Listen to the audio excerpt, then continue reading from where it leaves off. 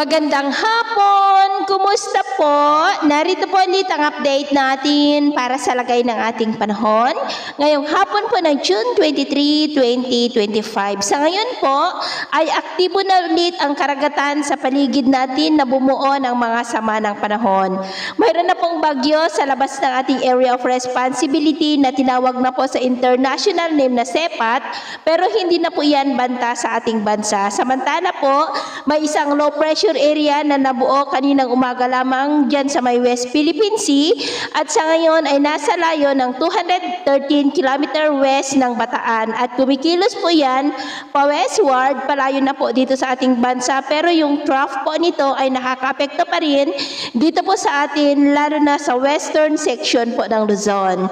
At sa susunod po na mga araw, posibleng between 2 to 3 days o sa Miyerkules o bago mag-weekend ay may panibago ulit na sama ng panahon na maaari na mabuo sa silangan naman ng Visayas sa labas ng ating area of responsibility na posible muli na maging bagyo na mas lalong magpapalakas ng habagat at ang development niya na ating babantayan kung matutuloy o hindi, at ang susunod na bagyo dito sa loob ng ating area of responsibility ay tatawagin po sa local name na Bagyong Bising. Sa ngayon, ang habagat ay nakakaapekto po sa western section ng ating bansa at ito nga ang pinapakita ng forecast model natin naman pong ginagamit hanggang sa susunod po na 2 linggo.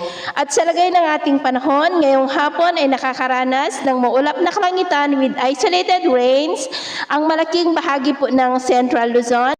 Kasama po ang Metro Manila, maging po sa may Calabarzon, Mimaropa, Bicol Region, malaking bahagi ng Visayas, Mindanao at maging sa ilang bahagi ng Ilocos Region, Cordillera at Cagayan.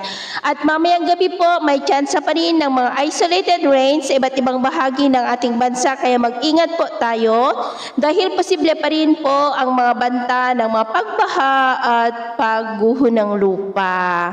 At sa atin naman po mga baybayin, wala naman po tayong nakataas na namang gale warning signals, pero iba yung pag-iingat lamang po kung papalaot tayo para po mas makaiwas sa mga sakunang pangkaragatan. So ito po ng latest update natin sa araw na ito.